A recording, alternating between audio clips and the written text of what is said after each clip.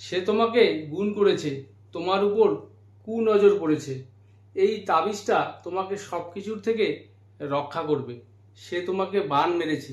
তো এইরকম অনেক কথাই আমরা শুনে থাকি, বিশেষ করে আমরা যারা গ্রাম্য জীবনে বসবাস করি এই জাতীয় কথাগুলোর সঙ্গে আমরা খুবই পরিচিত।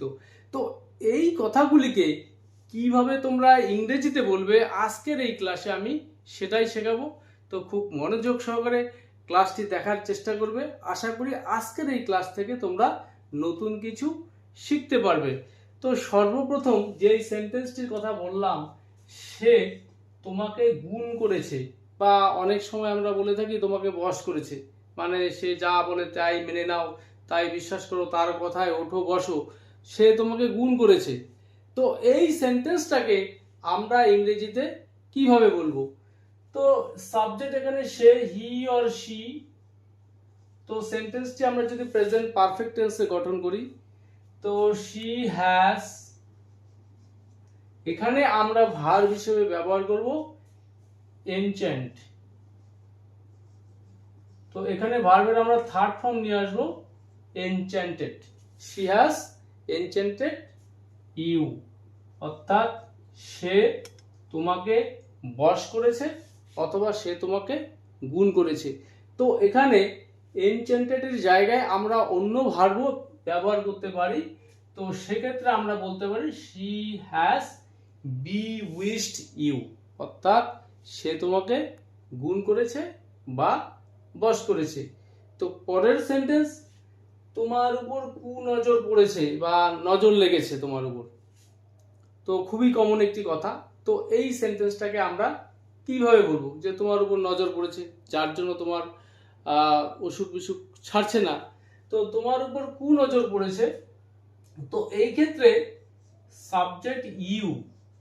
তো এই যে কুনজর পড়া বা নজর লাগা, এর জন্য আমরা একটি ফ্রেজ ব্যবহার করব, ক্যাচ অ্যান ইভিল আই।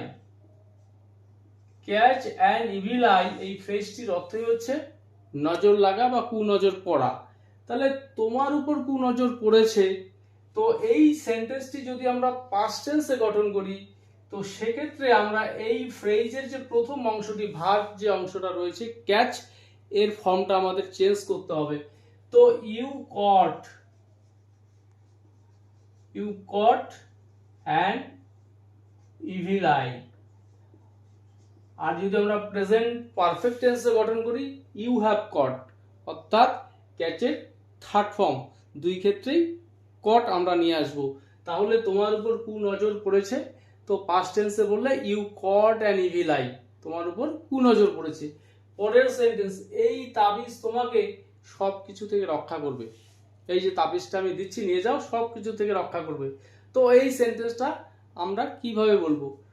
এই তাবিজটি, তাহলে দিস অ্যামিউলেট। তো তাবিজ বা কবচ যেটা হয় তার ইংরেজি amulet. This amulet will protect you, তোমাকে রক্ষা করবে কিসের থেকে? সব কিছুর থেকে। তাহলে this amulet will protect you from everything. This amulet will protect you from everything, এই তাবিজটি তোমাকে সব কিছুর থেকেই রক্ষা করবে। পরের সেন্টেন্স, আমার প্রতিবেশী একজন গুণীন, আমার বিশ্বাস তিনি এই কাজটি করেছেন, আমার উপর কিছু করেছে, গুণ করেছে। তো আমার প্রতিবেশী একজন গুণীন। তো এই সেন্টেন্সটাকে আমরা কিভাবে বলবো? My neighbour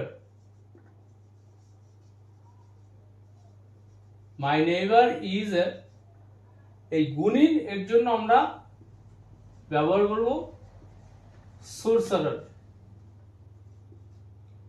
my neighbour is a সোরসারার, অর্থাৎ আমার প্রতিবেশী একজন গুণীন। পরের সেন্টেন্স, আমার প্রতিবেশী গুণ করতে জানে বা গুণবিদ্যা পড়ে, মানে এই সমস্ত বিষয় চর্চা করে। তো এই সেন্টেন্সটাকে আমরা কিভাবে বলবো? মাই নেইবার তো সেন্টেন্সটি সিম্পল প্রেজেন্ট টেন্সে রয়েছে। My neighbour performs sorcery, my neighbour perform sorcery। এই sorcery শব্দের অর্থ হচ্ছে এই গুণ তাক এই সমস্ত করা। তো সাবজেক্টটা হচ্ছে sorcery, আর যে এটা করে তাকে বলা হয় sorcerer।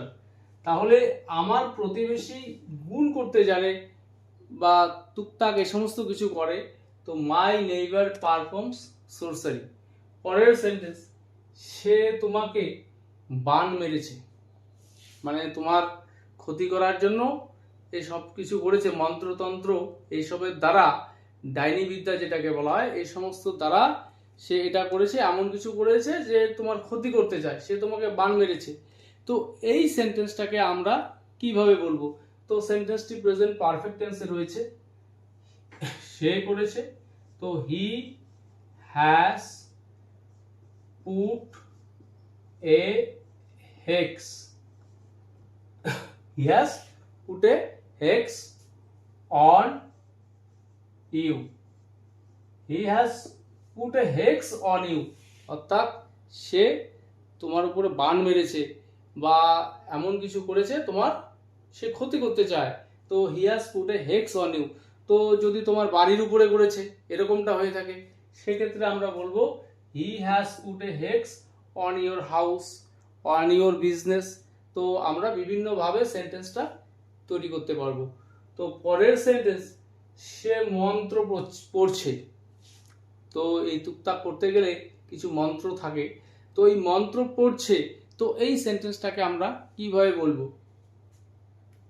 তো হি অর শি ইজ, তো এই মন্ত্র পড়া এর জন্য আমরা ভার্ব হিসেবে ব্যবহার করব চ্যান্ট।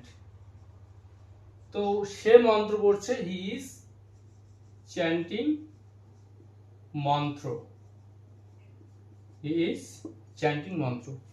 তো এখানে মন্ত্র এর ইংরেজি মন্ত্রই হবে, ইন্ডিয়ান ওয়ার্ড। তো হি ইজ চ্যান্টিং মন্ত্র, সে মন্ত্র পড়ছে। তাহলে আজকের এই ক্লাসটি যদি তোমাদের ভালো লেগে থাকে, অবশ্যই ভিডিওটিতে একটি লাইক করতে এবং ভিডিওটি শেয়ার করতে ভুলবে না।